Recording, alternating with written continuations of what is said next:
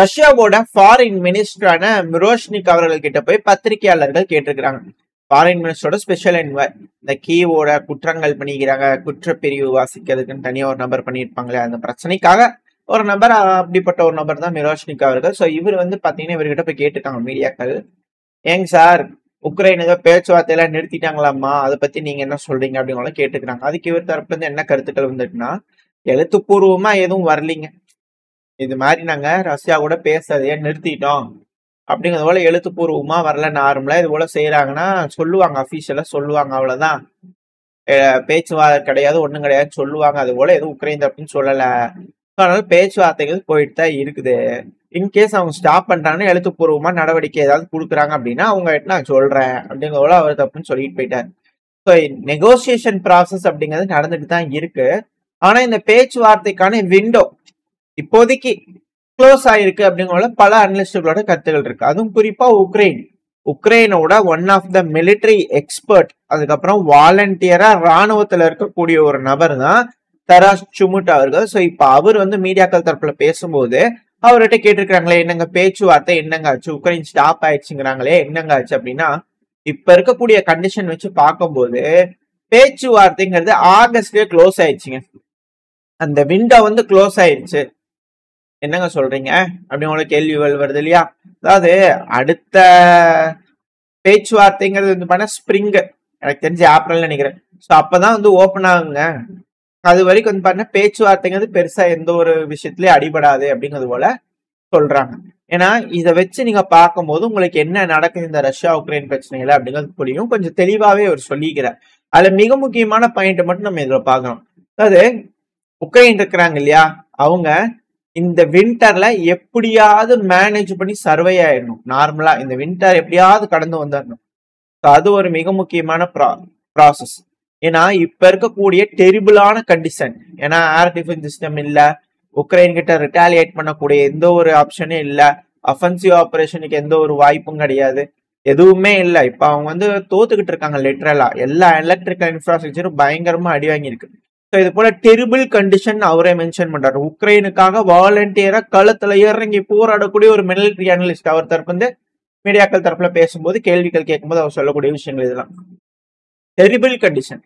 So இப்படி இருக்கக்கூடிய அதாவது தோத்துக்கிட்டு இருக்கோம், லிட்டரலா டிஃபீட்ஸ், இன்ஃபேக்ட் இட் டிஃபீட்ஸ் அப்படிங்கிற சொல்றாரு. ஸோ இது போல நடந்துட்டு இருக்கும்போது ரஷ்யா கிட்ட போய் இப்ப நம்ம போய் உட்காந்து பேசிட்டு இருக்கோம்னு வச்சுக்கோங்க. இப்ப அவங்க அஃபென்சிவ் ஆபரேஷன்ல ரெடியா நிக்கிறாங்க, அதுவும் ஃபுல் பீக்ல இருக்கிறாங்க, எல்லாம் ரெடியா ஹெவியா நிக்கிறாங்க, பயங்கரமா பர்ஃபார்ம் பண்ணிட்டு இருக்கிறாங்க, எல்லாம் நல்லா போயிட்டு இருக்கு அவங்க கிட்ட. நம்மளோட சிஸ்டம்ல கொலாப்ஸ் ஆயிட்டு இருக்கு. இதெல்லாம் ஹைலைட் ஆன வேர்ட்ஸ். கொலாப்ஸ் ஆயிட்டு இருக்கக்கூடிய இந்த ஒரு தருணம், ஜெலன்ஸ்கி அவர்கள் மேல ஊழல் குற்றச்சாட்டுகள் வேற, இதை அவர் சொல்லல, இது நம்மளோட ஒரு பிட்டு சொல்ல வர, ஏன்னா இது அதை ரிலேட்டடான செய்திகள் நிறைய இருக்கு, நம்ம லைனா பார்ப்போம். ஸோ இது போல கொலாப்ஸ் ஆயிட்டு இருக்குது ஃப்ரண்ட் லைன். ரஷ்யாவுக்கு நல்லாவே தெரியும் இப்படி ஒரு சுச்சுவேஷன்ல நம்ம போய் பேசினா ப்ரெஷர் குக்கர் வெடிக்கிற அளவுக்கு ப்ரெஷர் போடுவாங்க ரஷ்யா. அந்த மாதிரி ப்ரெஷர் போட்டாங்க அப்படின்னா ரஷ்யாவுக்கு தெரியும் எந்த டைம்ல எந்த இடத்துல எப்படி ப்ரெஷர் போடணும்னு அவங்களுக்கு தெரியும்.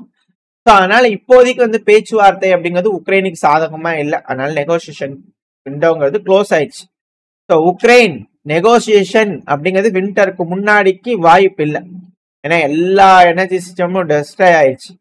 அது அதிகப்படியான பிரச்சனைகள் இருக்கு. கான்பிடென்டாவே இல்லை. முதல்ல இங்க இருக்கக்கூடிய நபர்கள்லாம் ரொம்ப டிஃபிகல்ட்டான ஒரு சுச்சுவேஷன்ல இருக்கும்.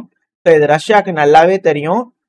ஏத்துக்கக்கூடிய வகையில அன்ரியலிஸ்டிக், அதாவது நேர்மாறா, இயற்கைக்கு புறம்பா அது மாதிரிலாம் சொல்லுவாங்க இல்லையா, அன்ரியலிஸ்டிக், அதை நினைச்சு கூட பார்க்க முடியாத அளவுல கற்பனைக்கு அப்பாற்பட்ட மாதிரியான விஷயங்கள் டிமாண்ட் எல்லாம் வந்து பண்ணா ரஷ்ய தரப்பு வந்து வைப்பாங்க. இதை பண்ண அதை பண்ண.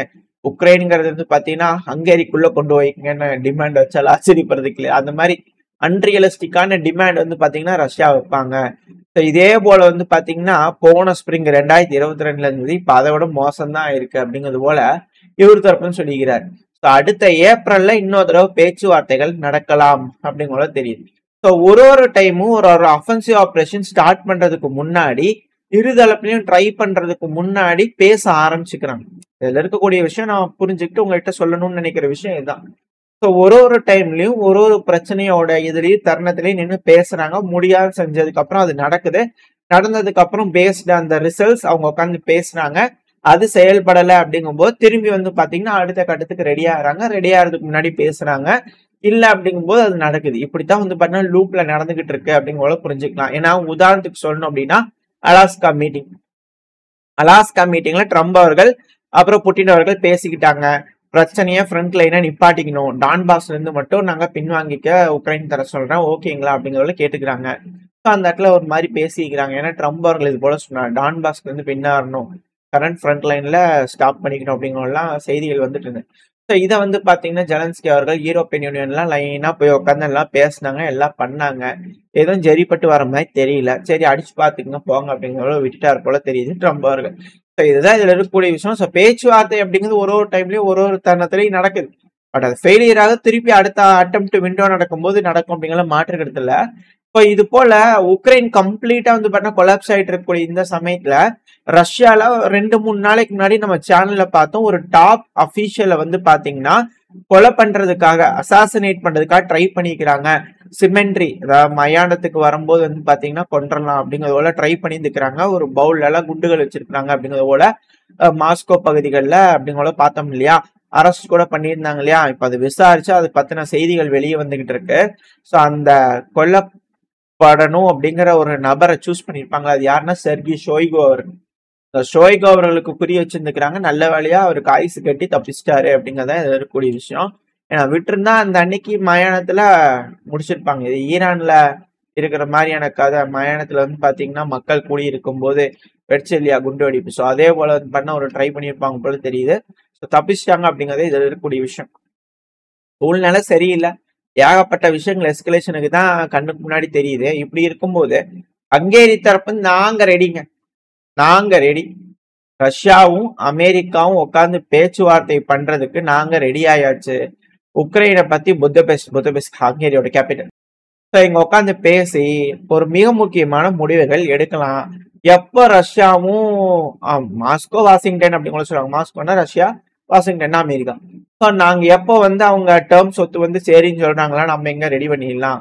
அக்டோபர் 16 ட்ரம்ப் அவர்கள் அப்படிதானே சொன்னாரு. ஸோ இந்த பேச்சுவார்த்தை நெக்ஸ்ட் அட்டெம்ப்ட் அப்படிங்கும் போது ஏப்ரல். ஸோ அந்த டைம்ல தெரிஞ்சிடும் ரஷ்யாவுக்கு சக்சஸ் ஆச்சுன்னா இங்க உட்கார வச்சு ரெடி பண்ணிடுவாங்க அப்படிங்கிற முடிவு எடுத்துக்கலாமா அப்படிங்கிற கேள்விகள் இருக்கு. ஏன்னா அவ்வளவுதான்ப்பா முடிஞ்சிச்சு, யாராலும் எதுவும் செய்ய முடியல, நீ முன்னேறி வந்து வேணுங்கிறதெல்லாம் புடிச்சிட்ட. ஏன்னா டொனஸ்க்கு பதவி முடிஞ்சிச்சுன்னா அதுக்கப்புறம் என்ன கம்ப்ளீட் சரண்டர் தான் அப்படிங்கிறது போல ஆயிப்போச்சு இல்லையா. அதுக்கப்புறம் போய் ரஷ்யாட்ட என்னத்தை போய் பேசுறது, ரஷ்யா கேட்கறது கொடுத்துட்டு வரணும்ல. ஸோ பார்த்து எல்லாம் பண்ணிக்கப்பா அப்படிங்கிற விட்டுட்டு போயிருவாங்களா இல்ல என்ன எதுங்கிறது தெரியல. ஸோ பாப்போம். ஒன்ஸ் இல்ல இந்த அஃபென்சிவ் ஆபரேஷன்ல நின்னுட்டாங்க அப்படின்னா, உக்ரைன் தடுத்துட்டாங்க அப்படின்னா அப்புறம் அது ஒரு வேற கதை. அது என்ன நடக்க போகுது அப்படிங்கிறது பாத்துக்கலாம். நம்மளோட ஒரு புரிதல், நான் அவர் சொல்லக்கூடிய அனாலிசிஸ் வச்சு இப்ப நடக்கக்கூடிய செய்திகளை வச்சு பார்க்கும்போது நம்மளுக்கு புரிஞ்சுக்குது. ஸோ இது போல ஒரு விஷயம் நடந்தது இல்லையா. ஸோ இது திருப்பி வந்து பாத்தீங்கன்னா பீட்டர் செசார்ட் அவர் ஹங்கேரி தரப்புல வந்து பண்ண இது போல ஸ்டேட்மெண்ட் பிரஸ் மீட் பேசும்போது வந்து பாத்தீங்கன்னா இது போல செய்தியாளர்கள் தரப்புல வந்து செசார்ட் அவர்கள் சொல்லிக்கிறார். அது மட்டும் இல்லாம ஹங்கேரியோட பிரைம் மினிஸ்டரான விக்டர் ஆர்பன் அவர்கள் என்ன சொல்லிக்கிறாருன்னா ரிஜெக்ட் பண்ணிக்கிறார். ரிஜெக்ட், தூக்கி குப்பையில போடுங்க. யூரோப்பியன் யூனியன் வர்சலா ஒண்டர்லா அவர்களே என்ன செஞ்சுக்கிட்டு இருக்கீங்க நீங்க? சும்மா தொடர்ந்து உக்ரைனுக்கு பினான்ஸ்னு இந்த ஆல்கஹால் குடிக்கிற மாதிரி ஆயிப்போச்சு, போதைய குடிக்கிற மாதிரி, இந்த குடிக்கிறவங்க பேசுற மாதிரி ஆயிப்போச்சு.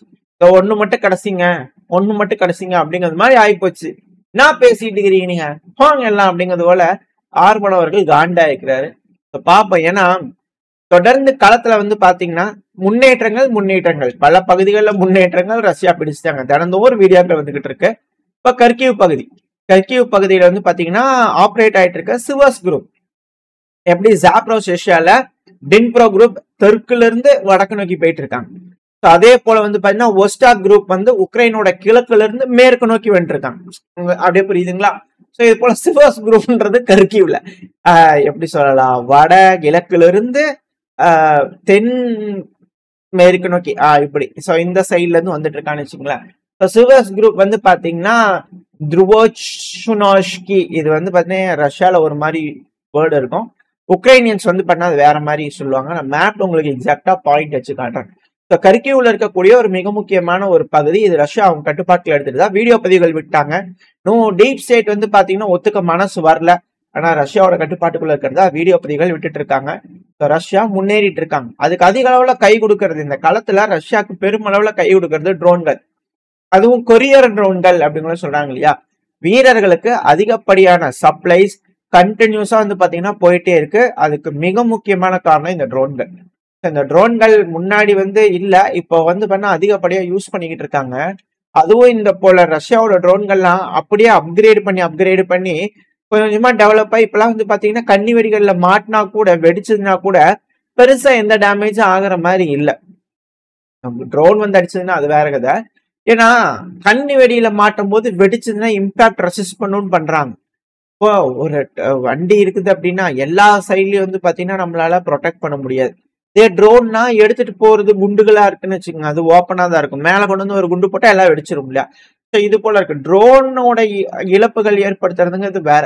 ஏன்னா இது போல குட்டி குட்டி கொரியர் ட்ரோன்ல எல்லா ட்ரோன்கள்னால தடுக்க முடியாது. அந்த அளவுக்கு ட்ரோன் இல்ல உக்ரைன் கிட்ட ஆக்சுவலா. அதுதான் அவங்களோட பிரச்சனை. ரஷ்யா கிட்ட இருக்கு ட்ரோன்கள் அதிகப்படியா இருக்கு. அவங்க கிட்ட எண்ணில் அடங்காத ட்ரோன்கள் அல்ல குறையாது. சீனால இருந்து எடுத்து கொடுத்துட்றாங்க, அடிச்சு கொடுத்துட்றாங்க. அப்படி இப்படின்னு சொல்லிட்டு அது லேண்ட் கனெக்டட் தான். அது எப்படி வேணா கொண்டு வந்துருவாங்க, ஸ்மகிள் பண்ணிடுவாங்க. கணக்கு காட்ட முடியாது. மேற்கு நாடுகள்னால எதுவும் கணக்கு பார்க்க முடியாது. ஆனா இது உக்ரைன்ங்கிறது அப்படி இல்லை. சைனால இருந்து தான் போகணும் பொருட்கள் அப்படிங்கும்போது ஷார்டேஜ் ஆயிட்டு இருக்கு. அதான் இதுல இருக்கக்கூடிய விஷயம். இதுல இந்த ஒரு வீடியோல வந்து பாத்தீங்கன்னா 12 கன்னி வெடிகளை வந்து பாத்தீங்கன்னா வெடிச்சுமே ட்ரோன்களுக்கு ஒண்ணாங்க. கிரவுண்ட் ட்ரோன்கள் எப்படி வந்து பாத்தீங்களா அந்த அளவுக்கு வந்து பாத்தீங்கன்னா ஹை சர்வைலபிலிட்டி வந்து பாத்தீங்கன்னா கிரவுண்ட் ட்ரோன் ரஷ்யா கிடைச்சிருக்கு, இன்க்ரீஸ் ஆயிருக்கு. ஸோ இதனால வீரர்களுக்கு வந்து பாத்தீங்கன்னா அதிகமா யூஸ்ஃபுல்லா இருக்கு. உதவி பொருட்கள் தங்கு தடையெல்லாம் போகுது. இந்த காரணத்தால ரஷ்யாக்கு ஆடட் அட்வான்டேஜ். ஃப்ரண்ட்ல எந்த ஒரு கவலை இல்லாம முன்னேறலாம். இது போல சப்ளை கிளீனா இருக்கு அப்படின்னா பேட்டில் ஃபீல்ட்ல இருக்கக்கூடிய வீரர்களா இருக்கட்டும் உத்வேகமா இருக்கும். ரெண்டாவது கமாண்டர்ஸ்க்குலாம் வந்து பாத்தீங்கன்னா ஏறி அட்ரா போ அப்படிங்கிறது போல கமாண்ட் கொடுக்கறதுக்கு ஈஸியா இருக்கும். ஏன்னா அந்த இடத்துக்கு போறாங்கன்னா நம்ம பசங்க மாட்டிக்குவாங்களா, இப்படி போனாங்கன்னா சிக்கிக்குவாங்களா, அங்க போனாங்கன்னா அவங்களுக்கு எப்படி நம்ம உதவிகள் பண்றது அப்படிங்கிறது போல எதை பத்தியும் கவலையா பட வேண்டியதுல. கிரவுண்ட் ட்ரோன்கள் பிஹைண்ட் எனிமி லைன்ஸ்ல கூட டெலிவரி பண்றதுல ரொம்ப அதிக அளவுல யூஸ்ஃபுல்லா இருக்குன்னு இருதரப்புலயுமே கிளைம் பண்றாங்க. உக்ரைன் இது போல ட்ரோன்கள் வச்சிருக்காங்க, நிறைய ட்ரோன் வீடியோ விடுவாங்க, ரொம்ப ஈஸியா இருக்கு, ரஷ்யர்கள் அப்படியே தாண்டி போய் நம்ம கொடுத்துட்டோம் அப்படிங்கிற வீடியோ பதிவுகள்லாம் விடுவாங்க. பிஹைண்ட் எனிமி லைன்ஸுங்கிறது ரஷ்யா உக்ரைன் அப்படி மாட்டிருப்பாங்களா, அது போல இது ரஷ்யா ரஷ்யா அப்படிங்கிறது போல. அதாவது வீரர்கள் நடுவில் மாட்டிருப்பாங்க இல்லையா.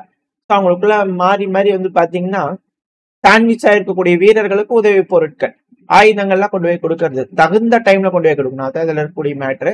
ட்ரோன்கள் அதிகப்படியா உதவியா இருக்கு இந்த பேட்டில் ஃபீல்ட்ல, நவீன கால பேட்டில் ஃபீல்ட் அப்படிங்கிற மாற்று கருத்துல.